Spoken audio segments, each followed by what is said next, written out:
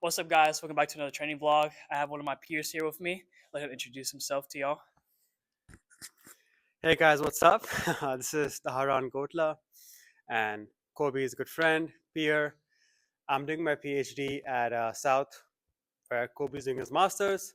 Same field, so exercise science, kinesiology. I'm more into neuromuscular physiology with importance to strength training, and doing a couple of cool things at South here. Getting a good workout in. Um, Doing upper body today with a few lower body exercises. So RDLs to start with, and then a few upper back, mid back, as well as chest workout today. So hope you'll have a good time, and let's crush it today. Yeah, I'll be following my same workout, but we'll record some working sets of each other and answer some questions in between sets. You got two smart guys here, so hopefully it's some good conversation. All right, got a 10-minute timer set up. Trying to work up to a heavy single of clean and jerk.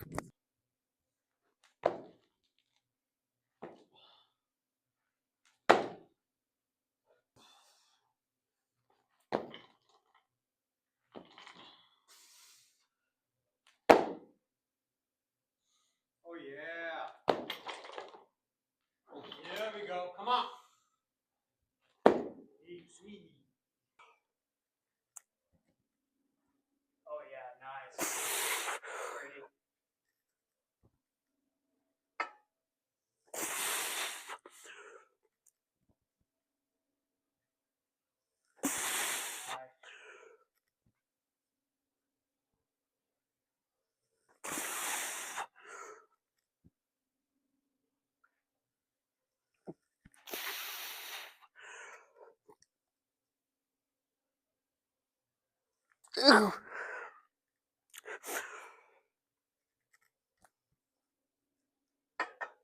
Oh yeah.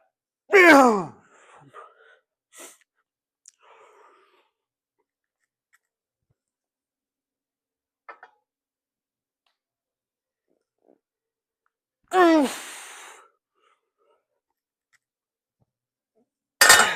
god. I think we're going for another one. No.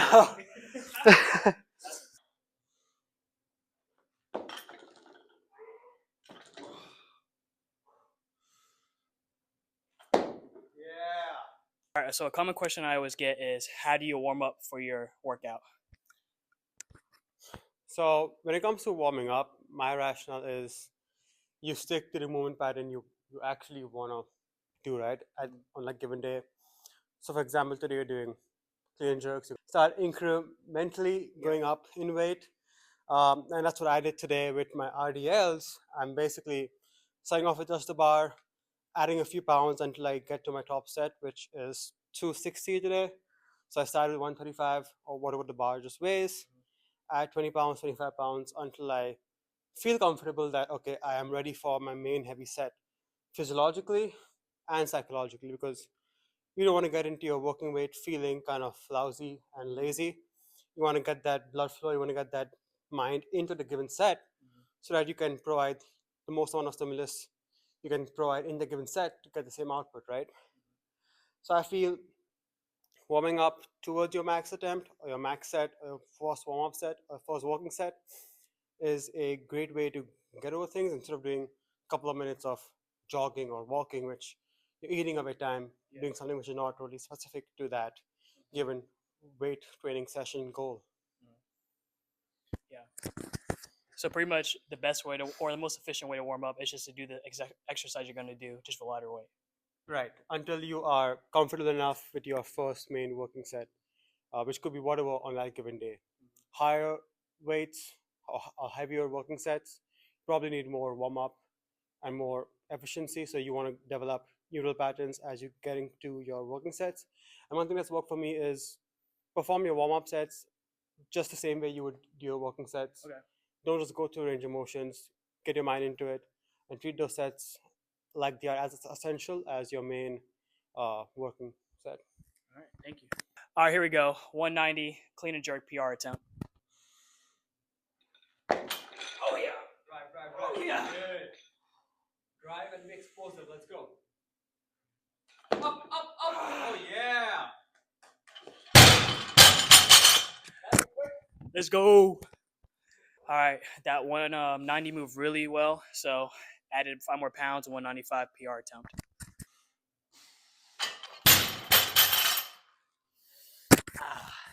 That did not feel as good. It's like when you're PRing for Olympic lifts, you can like almost, if you psych yourself out, you can already feel that you're not gonna pull it high enough. So I just bailed. Still got a PR today. 5-pound PR, still a PR.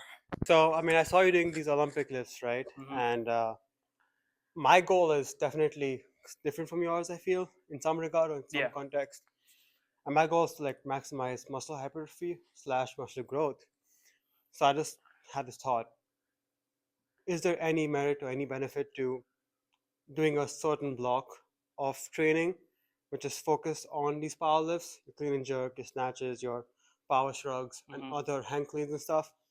And does that, do the adaptations that you get from such movements, come into hypertrophic benefit? Mhm. Maybe I do a 5 week block of just power lifts and then come back and do a 6 week block of hypertrophy. Do you think that could potentiate or help me in any way, shape, or form?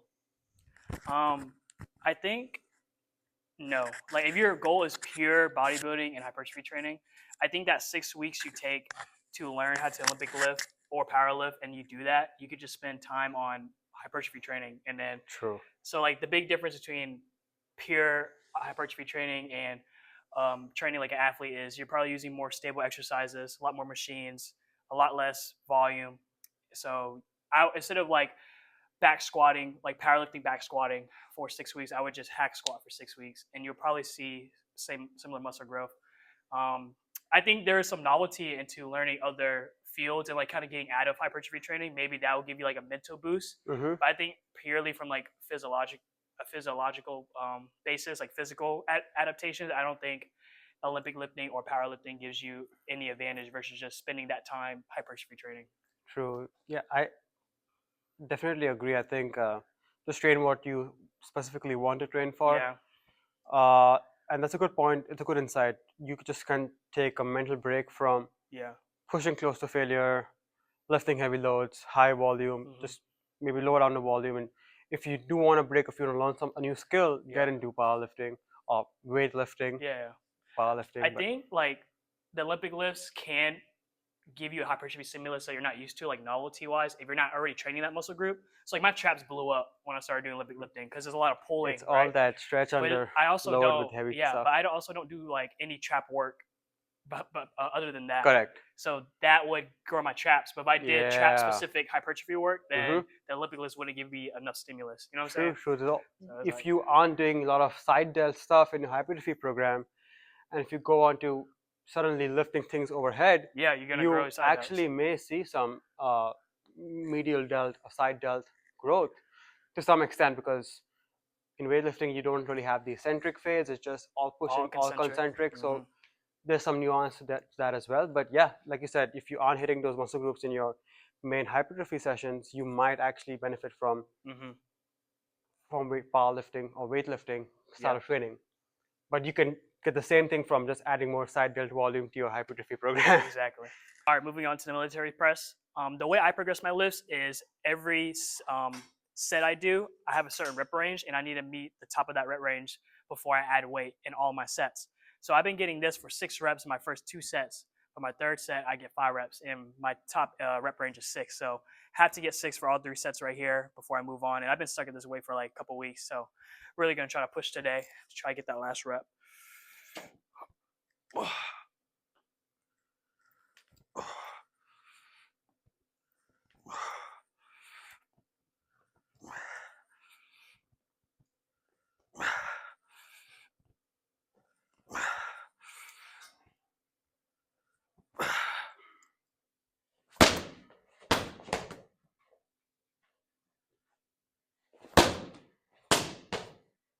First 2 sets, move like butter, trying to get 6 reps here, and then I can add some weight for next week.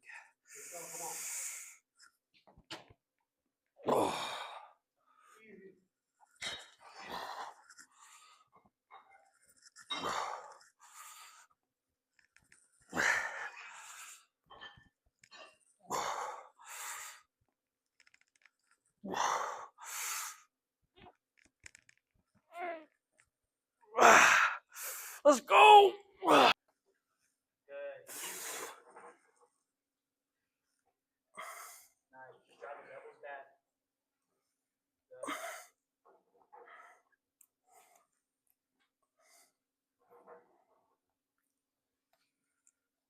Nice.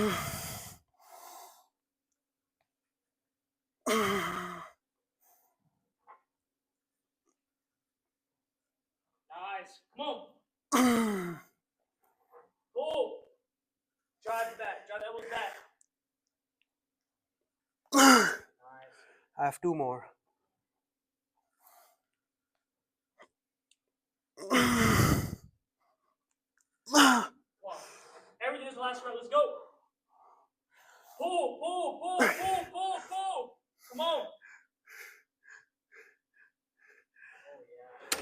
Woo. That's gnarly. Yeah, I said it purposely. I have 2 more because I just want to challenge myself if I actually have 2 more. Yeah.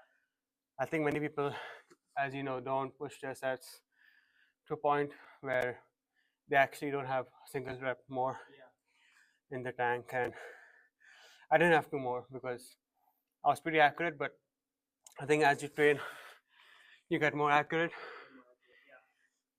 Yeah, initially, you may not be the best judge of your intensity or proximity to failure. Yeah. That's why, like, when I train like new clients, I don't really give them RP. I just say go until you can. Yeah. And then even when they don't, even though when they stop, if I see like the bar speed isn't slow, I'm like, you can do more. But you gotta fight through it. Now, many will stop their set because they seem the heart rate might be increasing out of nowhere, or they feel some weird sensation in their shoulder, hip, which may not be wrong. It's just because they haven't moved with that intensity, which is why they just need to get accustomed to it. And it's not their fault. They just don't do it as often. Here's a little gym hack Teron taught me. If you want to do micro progressions on a machine or cable, just put a little plate right there and then put the pin in. You don't need a gym pin if you're not maxing out the stack yet. All right, very happy about how the military press went. That last rep was a grinder, and you can argue like, oh, that was a lot of fatigue in that rep. I don't care. I'm not a competitive athlete.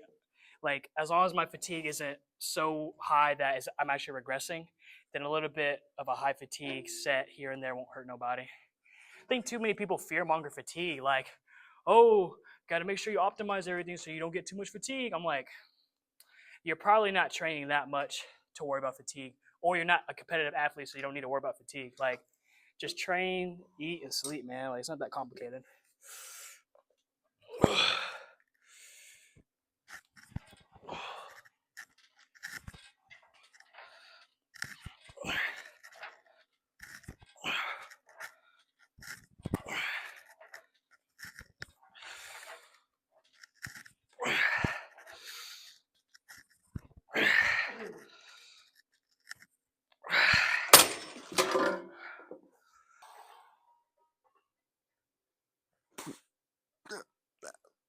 Shit.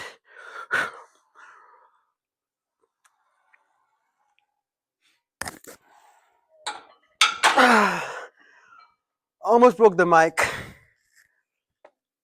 Do you have to push this hard? Yes, for me, because I train shoulders twice a week with less volume on in each session. So that's just going to be 2 sets each session. So if you count 2 into 3, that's 6 total sets of shoulder press or direct shoulder work. And that means I need to work those muscles hard enough each time so that I'm able to accumulate a good amount of stimulus each session over the week. So for incline dumbbell press, my rep range is 6 to 8. But last week I did these 70s for only 4. If that happens like during a training session, then for your next set you can just lower the weight. But since I already maxed out the rep range for my last weight I did, I'm just gonna keep trying to add reps, even though I'm on the bottom end of the rep range. So today, trying to get at least 5, maybe 6. But I don't worry too much about not making the rep range, because even if you don't make the rep range that you're trying to do, you're still getting effective, good training.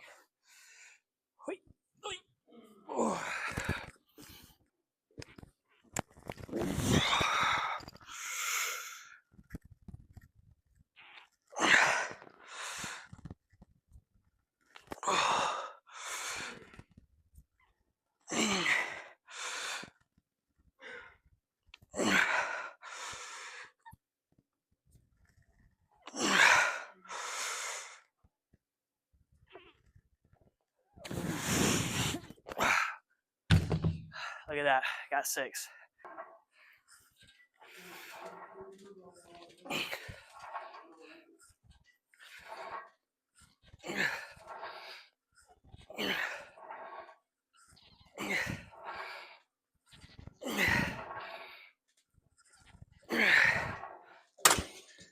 So what is one thing that really grinds your gears in terms of social media fitness world? Because we post a lot on social media. Yes, there's quite a bit, in my opinion. But something lately which really bothers me, and not just me, but also as the other very educated guys out there, girls out there, is when influencers slash creators, influencers, they post something without any context, especially something that's trending, Mm. and they make that trending topic, which is pretty nuanced actually, into a 30-second reel, and they click upload, Mm-hmm. and that's for like the viewership to get maximal reach and likes and following. But they don't understand that people may not be able to interpret that highly nuanced topic, which is being broken down into an easy way to comprehend in a 30-second video. I feel that when creators, I'm sure creators know what they're talking about, they just don't communicate it well Mm-hmm. and provide all the nuance and context in the 30 seconds. Because it's just 30 seconds, you can't really give a thesis of your whole Yeah. of your blueprint of your mind onto that reel. But I think when people post it again and again and make that their center of their page, center of their Instagram page, I think that really makes me feel like they could do better. Yeah. And that's when you have people calling out different people, and the whole call out culture as well really annoys me. Mm-hmm. I would just make better content without calling out people. Let people post what they want to.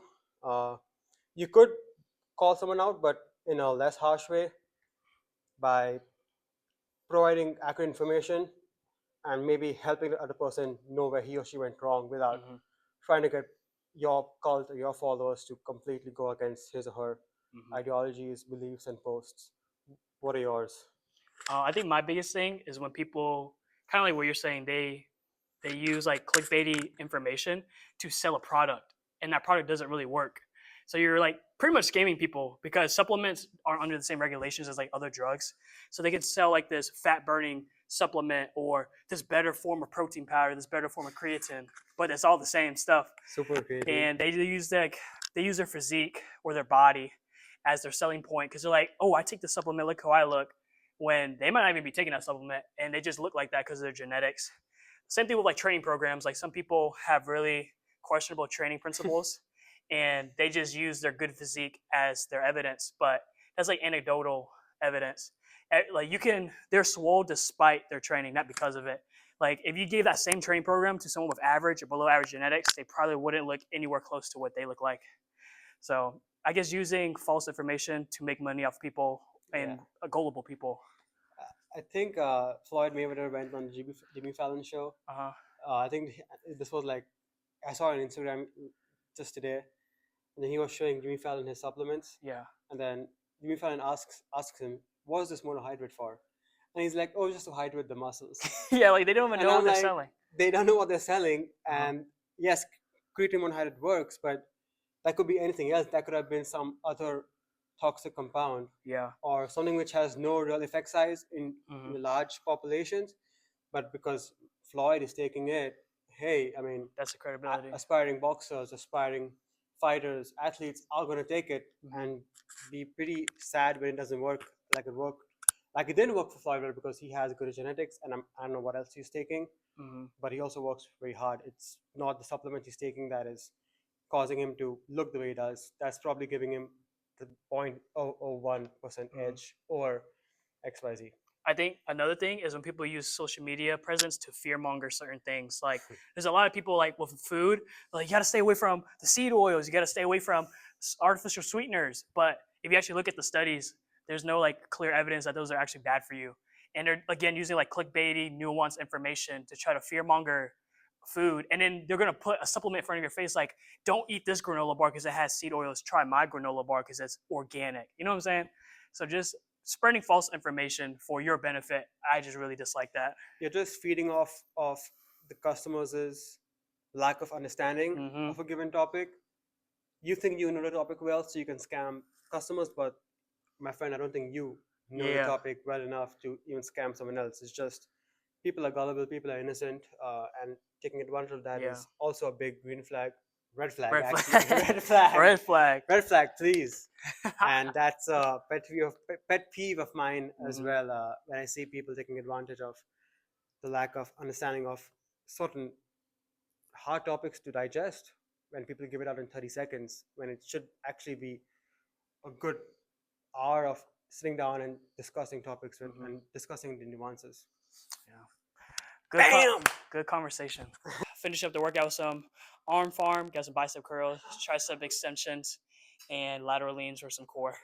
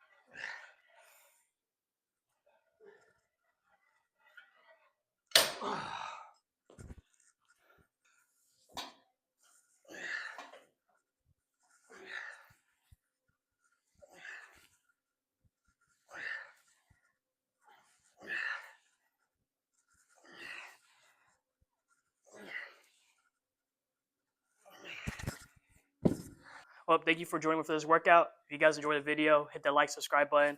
Comment down any questions you have about training, strength conditioning, and like always, God bless. Thank you.